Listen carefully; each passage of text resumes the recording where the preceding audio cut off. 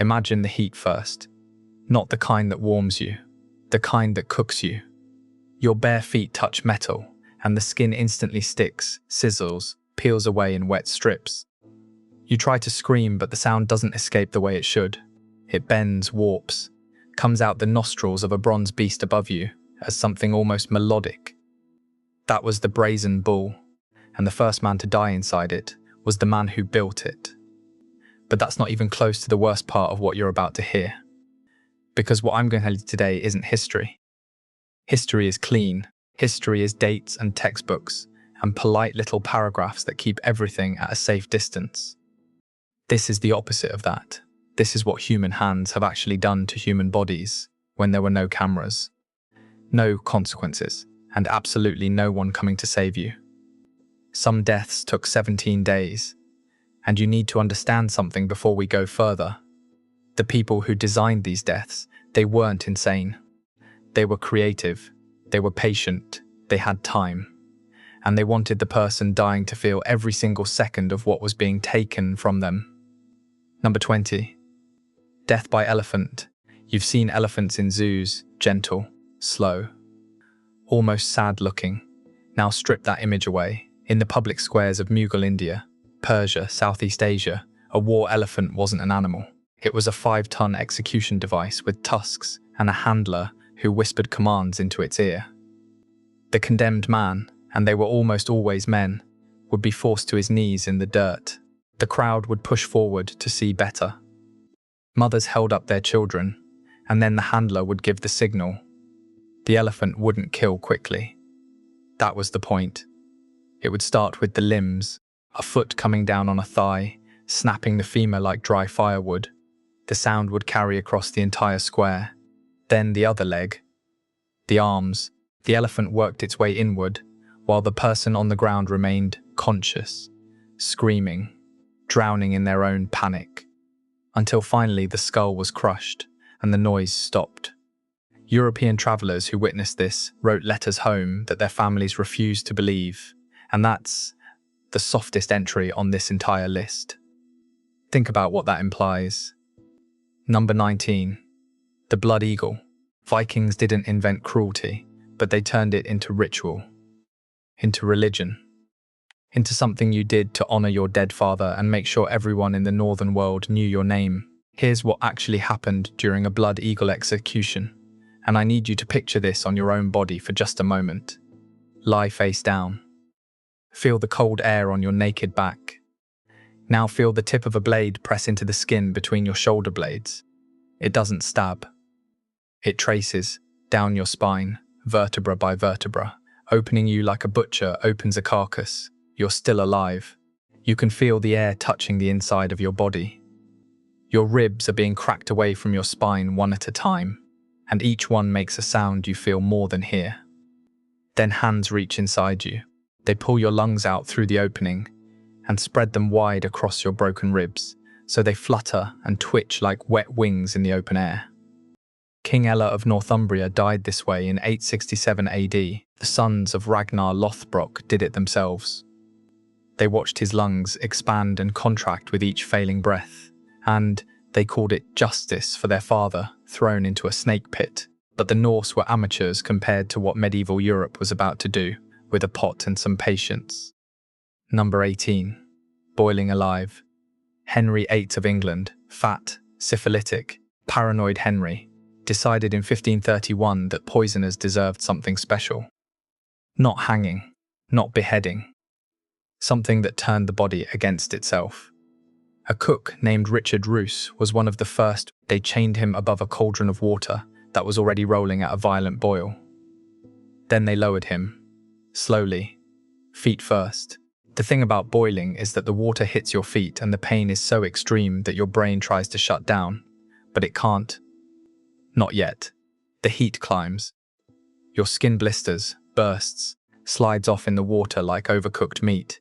The fat beneath it liquefies. The water enters your body through every opening. You inhale steam and it cooks your lungs from the inside. Records say some victims stayed alive for 2 hours in that state.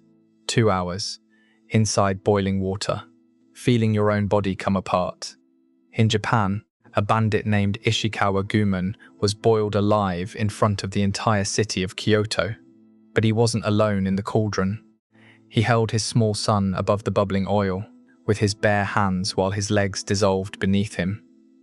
The crowd watched a father choose to feel every second of his own death, just to give his boy a few more breaths. And boiling alive only gets you to number 18. Number 17. Flaying. The Assyrians, 9 centuries before Christ, carved pictures of this into their palace walls. Not because they were ashamed, because they were proud. Flaying a human being alive isn't like skinning an animal. An animal you kill first. A person you keep awake. The skin contains fewer major blood vessels than what's underneath. So if the executioner knows what he's doing, and the Assyrians absolutely knew what they were doing, the victim stays conscious through most of it. They feel the blade separating skin from muscle. They feel the cold air hitting raw, glistening tissue that was never meant to be exposed. They look down and see their own body turning into something unrecognizable. A Persian judge named Sisamnes was flayed alive for taking bribes. King Cambyses II then had the judge's skin tanned and draped over the courtroom chair. The next judge sat on Sisamnes' skin every single day. His son was that next judge. Justice wore his father's skin.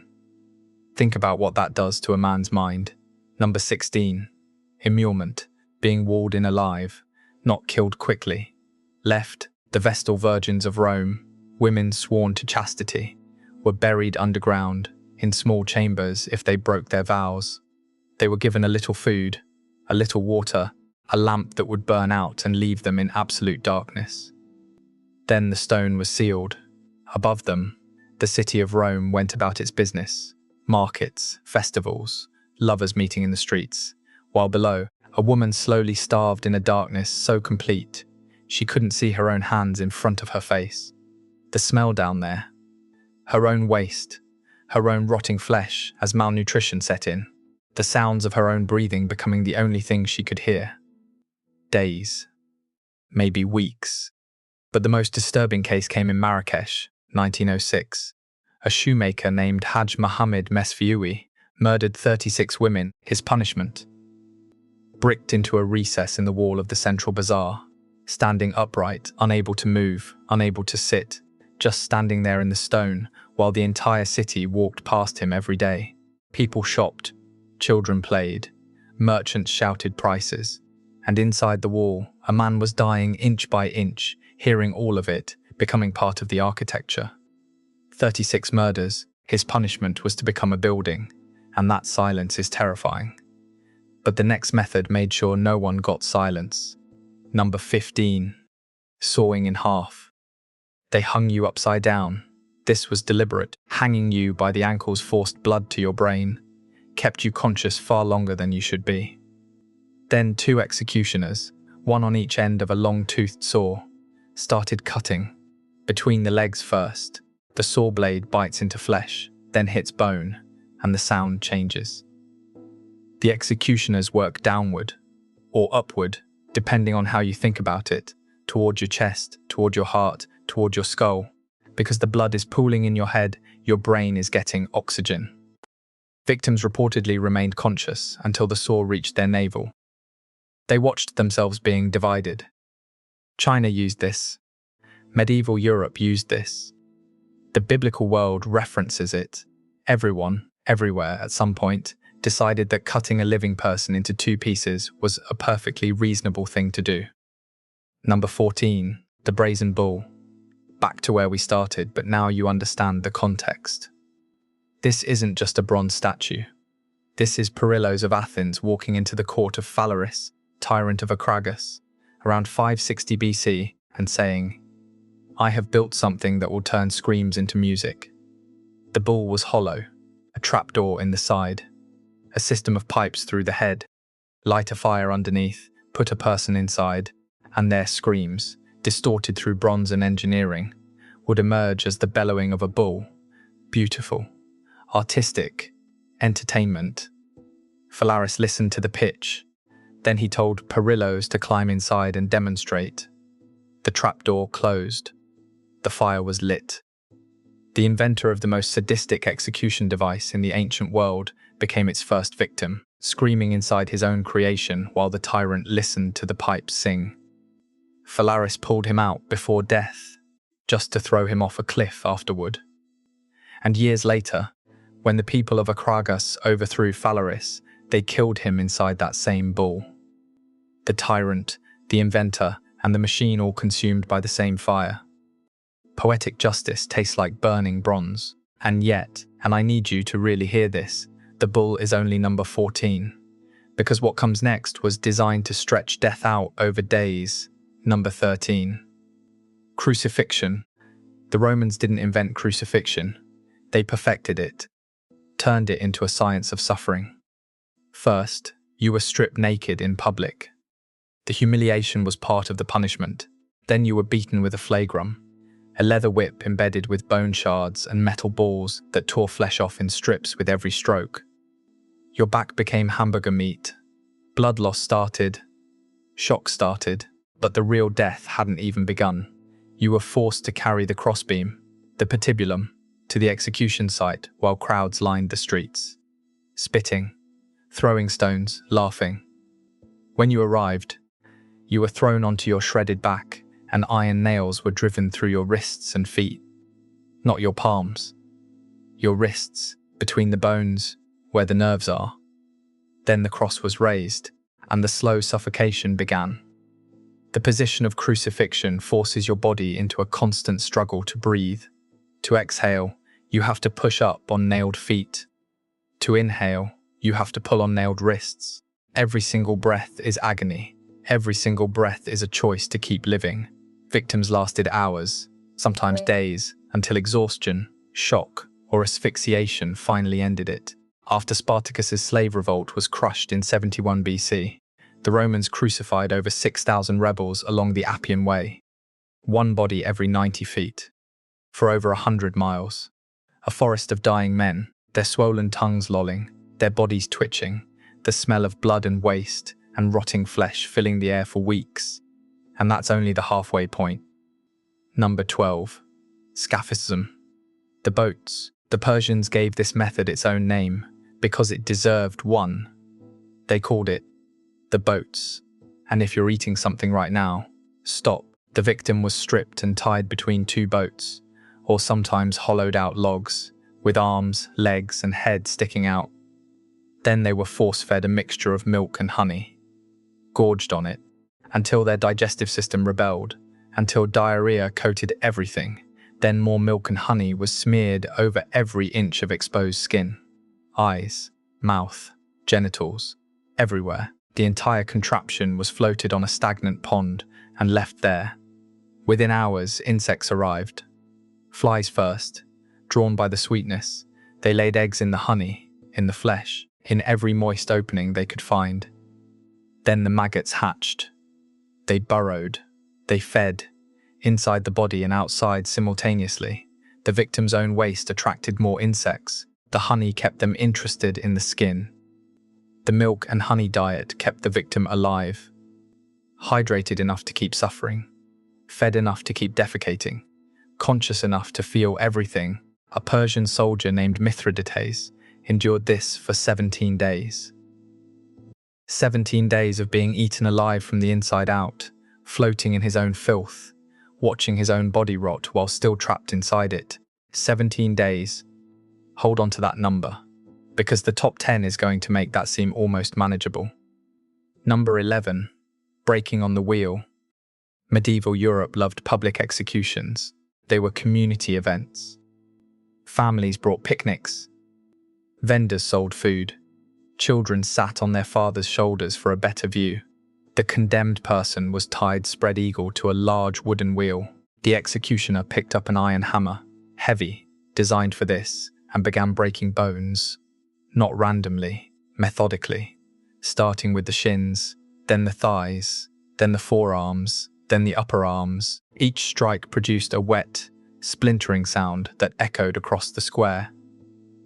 Each strike left the limb hanging at an angle limbs were never meant to hang. After the breaking was complete, the executioner wove the shattered body through the spokes of the wheel, raised it on a tall pole, and left it there. The person was still alive, still breathing, still conscious enough to look down at the townspeople walking beneath them, going about their day, ignoring the broken human being slowly dying above their heads. In 1747, a highway robber in Orléans, France, was broken on the wheel. The executioner handed what he assumed was a corpse to a local surgeon, and the surgeon discovered the man was still breathing. Imagine being the surgeon. Imagine being the man on the table, every bone in your body shattered, unable to move, unable to speak, but still alive enough to hear them discussing what to do with you. If your stomach is turning right now, good. It should be, but we're not even in the top 10 yet, and the top 10 changes things. Number 10. Hanging, drawing, and quartering. England reserved this for traitors, not because it killed them, because it destroyed them. The prisoner was dragged through the streets tied to a horse, not on a cart, dragged, skin scraping against cobblestones, body bouncing over every uneven stone, then hanged by the neck but cut down while still alive, still conscious, still aware of what was coming next. They were laid on a table. The executioner sliced open their abdomen from sternum to pubic bone. The smell, blood, opened intestines, the unique stench of a living body being exposed to air. The executioner reached inside, pulled out the victim's organs, and burned them in a brazier, in front of the victim's own face. The last thing they saw was their own heart, their own lungs, their own viscera turning to ash. Only then were they beheaded, and then the body was chopped into 4 pieces and sent to different corners of the kingdom. William Wallace, 1305. His body parts went to Newcastle, Berwick, Stirling, and Perth, so that Scotland would see, so that everyone would see, so that no one would ever forget what happens when you defy an English king. But at least Wallace's death ended in hours. The next entries stretch it. Number 9. Impalmon, Vlad III of Wallachia, Vlad Dracula, Vlad the Impaler. He earned that name. 20,000 people. That's the estimated number he executed on wooden stakes during his reign. The stake was driven through the body from below, between the legs, through the pelvic cavity, up through the torso.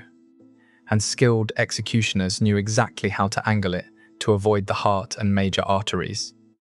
They wanted the victim alive. They wanted them conscious for 2, maybe 3 days. Slowly, sliding down the stake under their own body weight, the wood grinding against organs, the shock never quite killing them. In 1462, the Ottoman Empire sent 90,000 soldiers to invade Wallachia. Their scouts reached the border and found a field, a forest of stakes. 20,000 bodies rotting in the sun, crows picking at faces, the smell so thick it coated the inside of their mouths. The Ottoman commander, Mehmed II, a battle-hardened conqueror who had seen everything war could offer, seriously considered turning his entire army around and going home. 20,000 bodies on stakes. That was the welcome mat. Number 8. Ling Qi, death by 1,000 cuts. Imperial China practiced this for 1,000 years. A trained executioner, razor-sharp knife, absolute precision. The goal wasn't speed. The goal was duration, small pieces of flesh removed one at a time. The blade work was surgical. The executioner knew where every major blood vessel was and how to avoid it. The victim watched pieces of their own body being removed, catalogued, displayed. The crowd counted along. In 1904, a servant named Wang Weichen murdered his master and 11 members of his master's family. His Ling Qi execution was photographed by French soldiers stationed in Beijing. Those photographs, the most circulated horror images of the early 20th century, spread across Europe and became an international scandal. China banned Ling Qi the following year, not because of domestic pressure, because the photographs embarrassed them. The world saw what they were doing and couldn't look away. Number 7. Poena Cullae, the punishment of the sack. Ancient Rome, roads, aqueducts, representative government. And this, the condemned person was beaten with rods until their body was a mass of welts and broken skin. Then they were sewn alive inside a large leather sack. But not alone.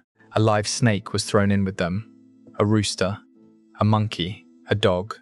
The sack was sealed and thrown into the nearest river. Now imagine what happens inside that sack. Total darkness. Water flooding in. Animals. Terrified, panicking, unable to breathe. Attacking whatever is closest. And what's closest is always the human. The snake biting blindly. The dog tearing with its teeth. The monkey clawing in terror. All of them drowning together in a confined, thrashing nightmare. Emperor Hadrian used this punishment repeatedly. It remained an official Roman sentence for centuries.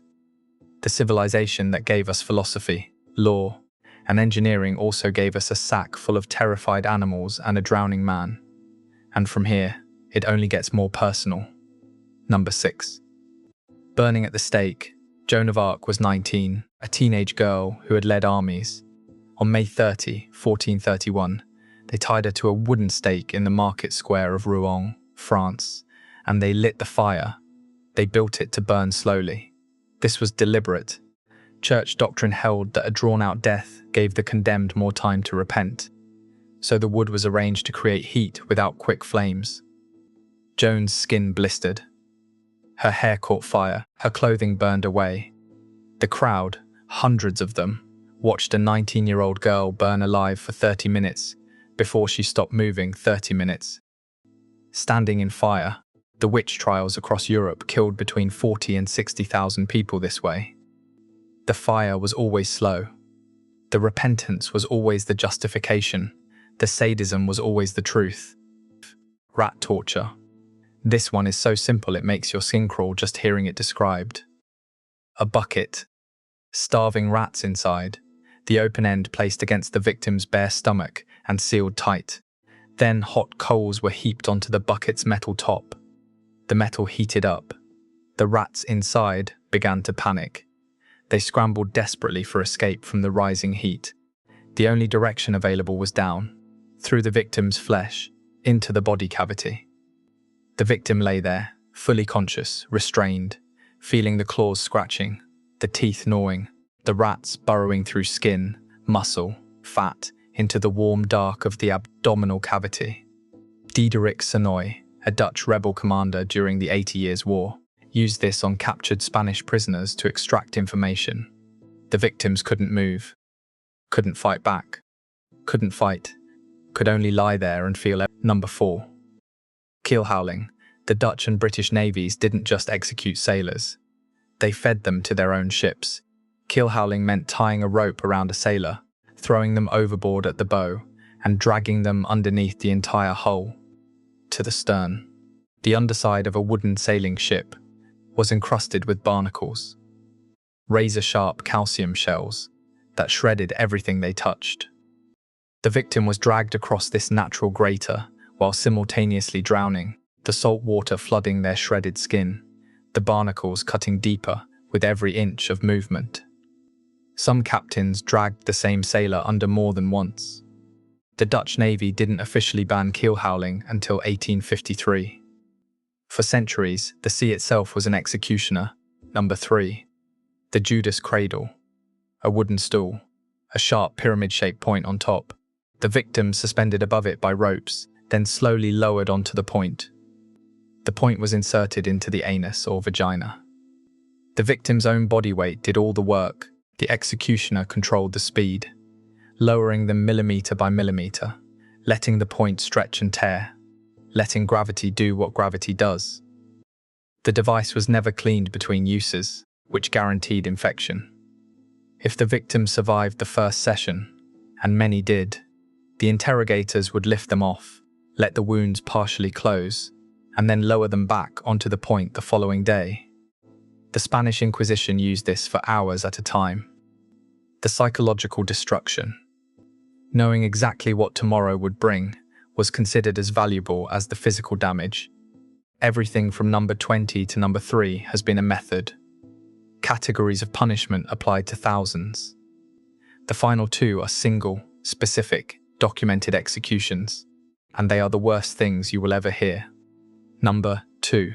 The execution of Robert François Damiens, 1757, March 28, 1757, Place de Grève, Paris, a domestic servant named Robert François Damiens was brought out before the crowd. His crime? He had tried to stab King Louis XV with a penknife. The wound was barely a scratch. The king survived with a bandage, but Damiens' punishment would last over 4 hours and become the most documented execution in European history. And documented means we have eyewitness accounts. We have descriptions. We know exactly what happened. First, the hand that held the knife was slowly burned with sulfur. Damiens watched his own flesh melt off his bones, while the smell of his cooking hand filled the square. Then executioners used red-hot iron pincers to tear chunks of flesh from his chest, arms and thighs. They didn't cut, they tore. Each chunk came away with a wet, ripping sound. Molten lead, boiling oil, burning wax, poured directly into the open wounds. Then came the horses. 4 of them, harnessed to his arms and legs, ordered to pull him apart.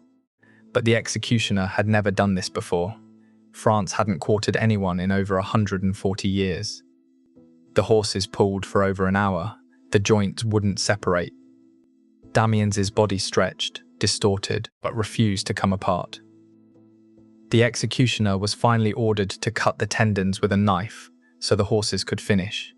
Even after his limbs were torn from his body, eyewitnesses, including the famous adventurer Giacomo Casanova, who watched from a window, said Damiens' jaw was still moving, still trying to speak. 4 hours after it started, and the man's jaw was still moving. 4 hours for a scratch on a king's arm. Casanova wrote that he had to look away multiple times when the screams became something he couldn't bear.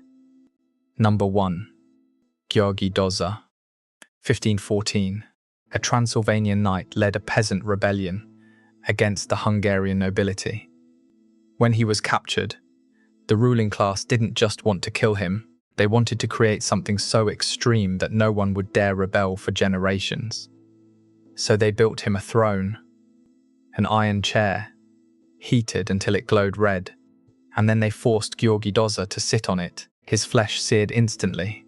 The smell, burning meat, cooking fat, filled the air. The skin of his thighs and back melted onto the iron, fused to it, so that when he moved, the skin stayed behind. They placed a red-hot iron crown on his head and pressed a burning iron scepter into his hand. King of the peasants, they called him, while the metal burned through skin and into bone. And then came the final act. The thing that puts this above every other execution on this list. They brought out Dózsa's closest followers. Men who had fought beside him, believed in him, loved him. These men had been deliberately starved in their cells for days. They were insane with hunger. And the nobility forced those starving men to bite into Dózsa's still living, still burning flesh and eat it. Dózsa was conscious. He watched it happen. He watched the men he had led, the men who had believed in his cause, reduced to cannibals by starvation, tearing pieces of his body with their teeth while he sat on a throne of fire, wearing a frown of fire, wearing a crown of fire, being eaten alive by the people he loved. That is the single most sadistic individually recorded execution in human history. That is the throne of fire. 3,000 years of recorded history. 20 entries spanning every continent, every empire, every so-called civilization. The methods changed. The justification shifted, religion, law, politics, revenge, but the impulse never changed. The willingness to turn someone's death into a performance, to stretch their suffering out as long as humanly possible, to make sure they felt every single second of what was being taken from them. That part never changed. The bronze bull, the wheel, the boats, the throne, different centuries, different continents, same species. And the most disturbing part? The part no one talks about? Every single one of these methods was witnessed by crowds, by ordinary people, by families, by children. They came to watch, they brought food, they cheered. The executioners weren't monsters hiding in shadows. They were men with names, with families, who went home after work and kissed their wives and slept soundly. That's what human beings are capable of when they decide to make an example out of someone. The crowd always came back for more. If this channel is your kind of thing, If you can handle the parts of history that everyone else skips, the parts that don't get sanitized for textbooks, then you need to hit subscribe, because this is what we do here. We don't look away. We don't clean it up. We tell you what actually happened. And there is so much more where this came from. The video on your screen right now goes even deeper. You're going to want to see it.